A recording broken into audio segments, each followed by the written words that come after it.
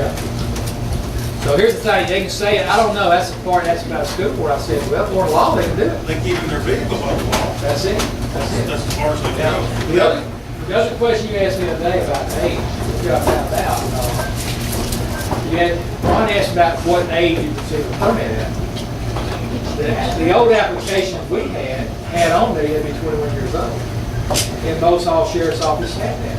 That's not the law. Law's not clear. Do I know what age it is? 18. But tradition is 21, right? And here's the thought back with the sheriff. If I say no to someone, I've got to do what? Articulate, write down why. If 18, now I've given permits to 18-year-olds. And in each case, well, most cases, they come in with a parent. And the parent brought them in asking permission. And I would not issue it no other way, because I want that that person's got his leader at Daddy's table. Daddy needs to know what's going on. That's just me, ethics. You do that. Daddy should know. If I'm going to stand up for the judge, say, the judge, me and Daddy said it shouldn't happen. And if you want it to happen, that's fine. You do it. But me and Daddy don't think it's a good idea. Or me and Daddy thinks it's a good idea. We need your help. But I've turned down only one, and it's because they got no real support from it. And the rest of them I took, this is for officers. The rest I took because most of them military, some military police, and some were just above the board good kids. And the parents come in, they're good families. We work with them, and I think most every sheriff did that. There's an instance, I think, in Shelby County that didn't have one case. In their boy's name, but age is 18. Now, am I going to turn something down? I probably will. If I can't get the right parent in there, it's just not reason. It's just not because he wants to carry a weapon around. It's going to be some real reason why that he does this. I'll just take my hits with the court judge and whatever. We're going to make sure everybody on board with that. Go ahead. When did it become 18 that you carry a pistol? I don't know when it happened. They never asked it. That's the thing. It's not had been as far as the law. It's not in the law. The law was, federal law is you can buy a pistol until you're 21. It has nothing to do with possession. The law as far as purchasing. That's why I'm See, the other was never addressed. It's just been a tradition. It's just never been addressed because you cannot buy a weapon unless you're 21 years old. From this gun. Yeah, From that's federal law. Right, but under federal law, if the state stipulation says otherwise. But it's not, still not, no, I'm not saying you can purchase one. You can't purchase one. But they say you can't possess it. Possess it. Your daddy give it to you. Yeah, or you buy it from an individual. Under the new law, those transport you do not have to transfer ownership. No, that hasn't passed. The only thing you can, if you're currently, the only thing you can pass, we can't pass ownership on the top. No. It's all federal. Yes, all federal. But anything you got, there's no passing ownership on these things. That's another thing. It doesn't ask, it never has asked on permits about serial number. Now, some places they require your serial number, but it's not required. If you had an 18-year-old son and he was going fishing and you wanted him to carry a pistol with him so he had something to shoot snakes with, he'd need a permit to carry it. I'm not saying anything about that. I was just always told. Well, it's been a tradition. It's illegal for us. But buy, yes. Now to possess, no, you're 18. Well, I mean, I've always understood, to be that, I was just asking that question because it contradicts us. Well, a child cannot possess a pistol. A child is 18 is not a child. No. Now, they're minors still, under certain things. If they're 18, you're an adult, they can vote. I went into the military at 17. Well, I understand National Guard, you go at 17.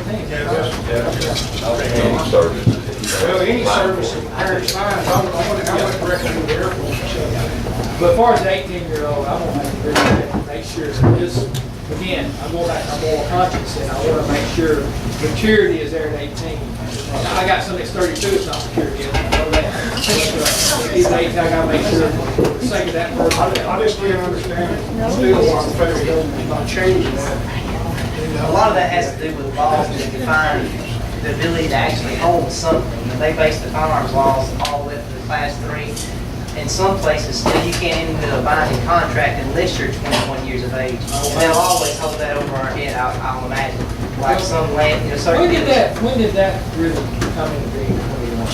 As far as the age to buy a handgun, it was pre-brake bill, because it was that way before. The Right brake now, I'm bill- trying to equate it with voting, because I was one Right. of the first 18-year-olds to vote. I think in '68, when they first passed what they called the on-time control bill, that's when they changed it to 21. About 22. Because at that time, you had to be 21 to vote. And the nonsense is, he can buy a gun, give it to his 18-year-old son, he can open carry it to Walmart tomorrow. Yeah. So, it's kind of. The question, your concern would be the permit. Right. The question about fishing, or your 18-year-old open carries a handgun with him fishing without, with nothing, yeah.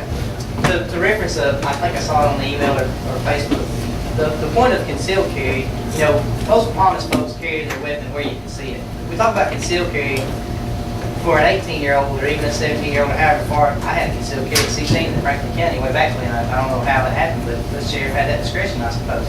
But anyway, basically, if you're carrying a gun concealed at the age of 18 in a party someplace, you're probably not having the best of intentions. And I don't know that, it's your, it was your right if that sheriff says so, but it's a lot different in concealed carry and open carry as far as intent.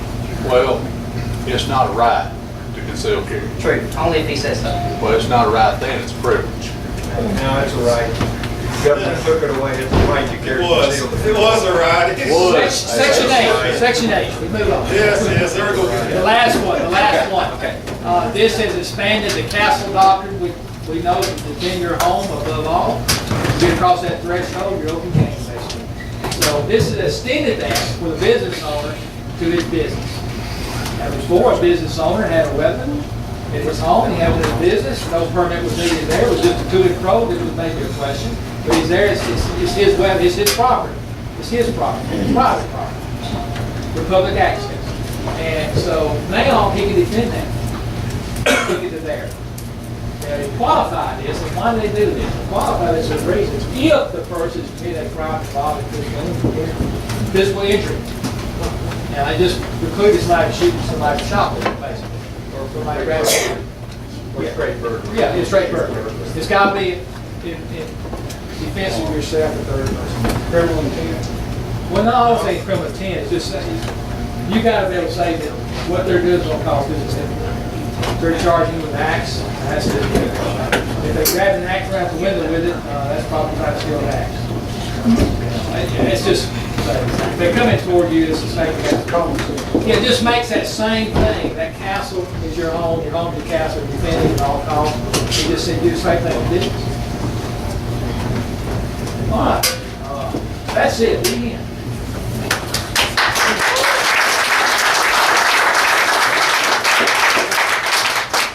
Well, I want to win my shot.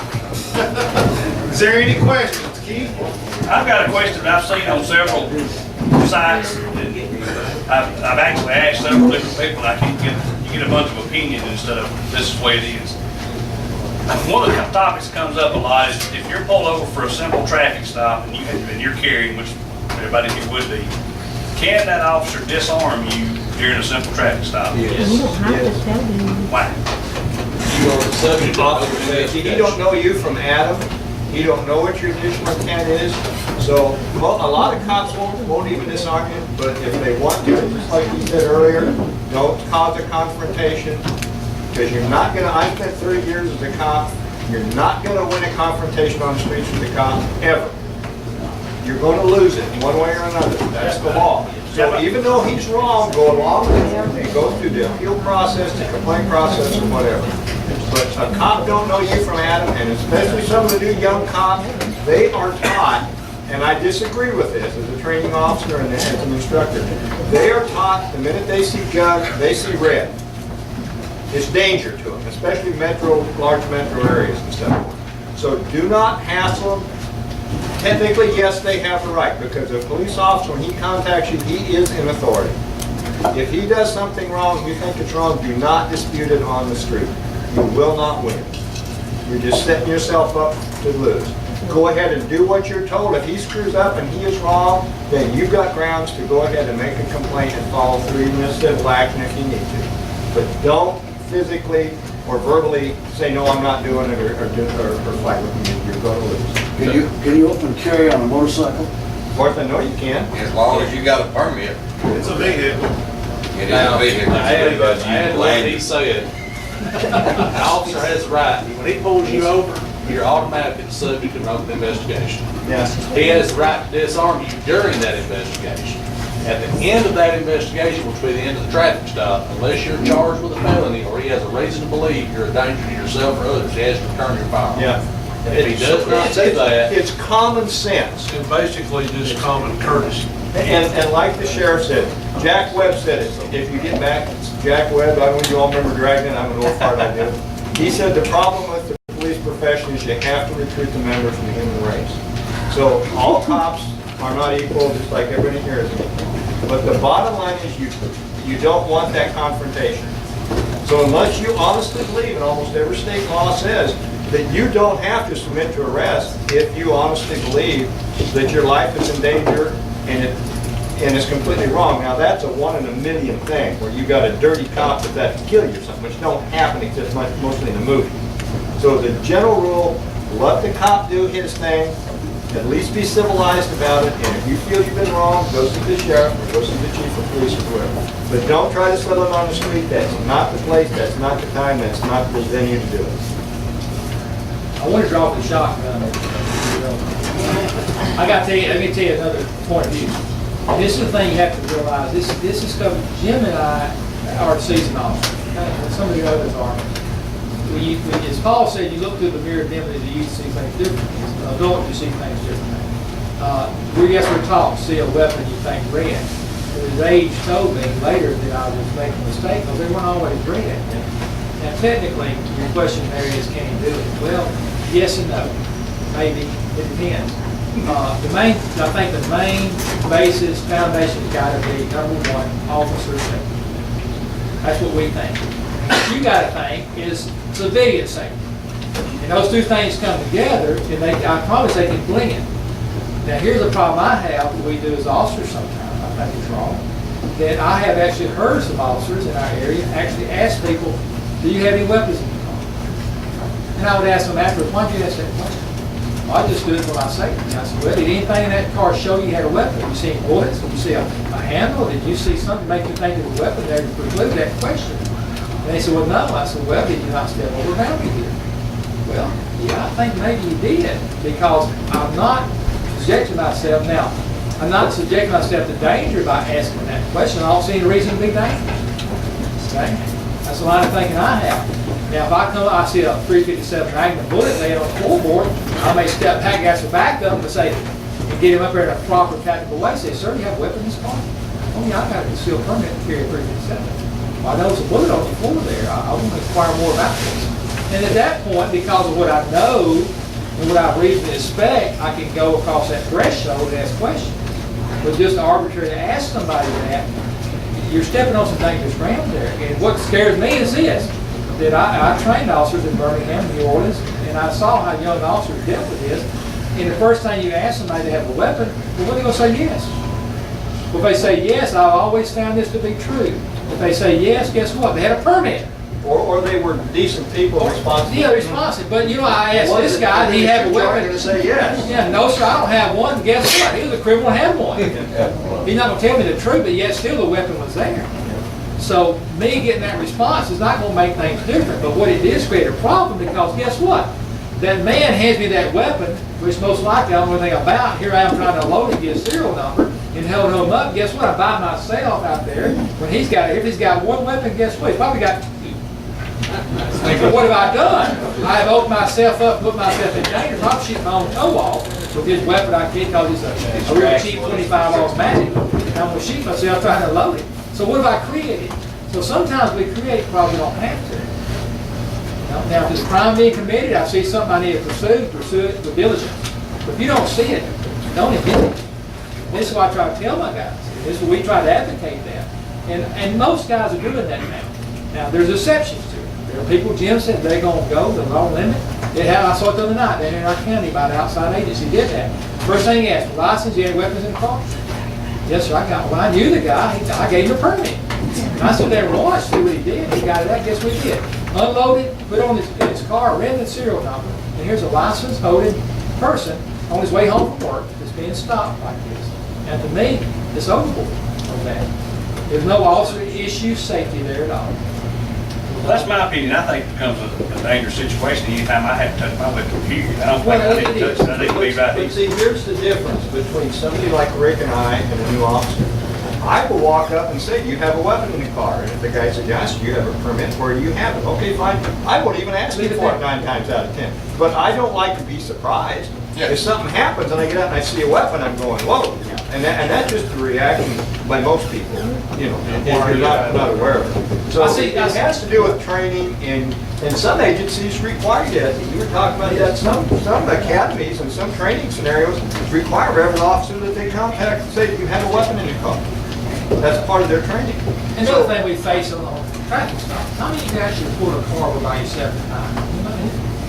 3 or 4 of us maybe? Were you scared? No thanks. You scared to death. And you talk about poker power out there, especially when it's a situation that's scary. And here I am in that situation, I'm on my best handle that. Officer safety. I want to do it as I need it. If I see problems, I deal with it. Now, the thing is, Jim's right. If I say, sir, you got a weapon, yes, sir, leave it where it is. We got that cleared out of the way, just leave it where it is. Now, here's my advice to you. Unlike brochures I see that show different ways to do this, the officer walks up, puts your weapon out the window. Don't do that. No. But here's what you do. I would not. My advice is don't reveal anybody you got a weapon until it's time to reveal it. You gonna give him a license. That's what he asked for. He's gonna do you a ticket. He's gonna do what he's gonna do, and you go your way. Now, if he's gonna do you a ticket, he says, Mr. Rowell, will you step out of the car when we talk about this? I say, yes, sir, I will. I want to inform you something when I get out. I have a concealed carry permit in my wallet. I have a weapon in this car. Before I get out, I won't tell you what's going on. At that point, I would declare it. At that point, he needs to know because the safety is an issue.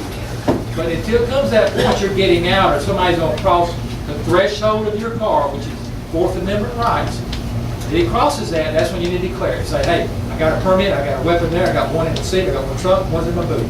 I got all that, officer. I got all that because this is a scary part of town. But you're carrying. And you need to declare it.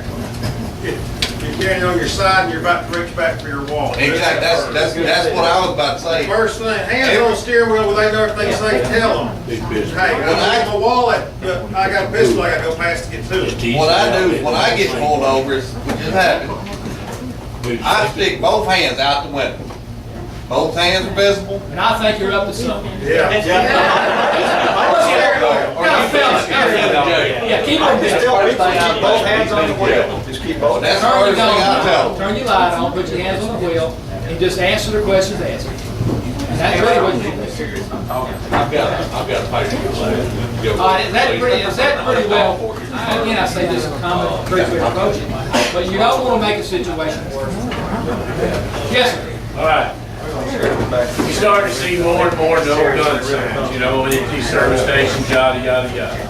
If you got a concealed carry permit, you walk in, you do your business, and you walk out, are you breaking the law by doing that? My opinion, no. The law does not have the, what's the exact words? Implied consent is the word you're losing. Well, a sign does not have actual strength of law. A sign only is pertaining to open carry. Now, unless they got a turnstile or something prohibits you from coming in there, like waving a wand, walking through magnetics, now at that point, that's a different thing. But just a sign saying no weapons, that only applies. You know, it's like, you're gonna make things, how far do you wanna push something? You have, if they ask you to leave, you need to leave. Okay, by the new law, it says you have to be asked by a police officer to leave. And then if you don't leave, you get charged with trespassing. So they give us a little leeway here, so, but if you're asked to leave by them, get one of the cards I gave you and just walk out, you know? But don't keep pushing the issue because it's not going to do anything but hurt our rights. There's a business in Russell, their sign on their door says no concealed carry. I walked in there to do business, I left my concealed carry in the car. I open carried and walked in there, had no problem. Hey, I'd much rather see it myself. Exactly. You know, hey, Great. Give them one of these. Yeah, I got I cards think- and give them, thanking them for supporting us. I got one of I these. think our nation doesn't have a weapons problem, it's got a leadership problem. Exactly. Because the criminals can't read no weapons. Guys, we can ask questions all night, but it's 29 here. And we still gotta get stuff. Meet me in the back, I'm having a new shotgun to show you. Hey, thank you for your attendance, your courtesy, we can help you in any way, we can do it. We want to permit, we may move our county, make sure you vote, come on up. You ain't gonna have any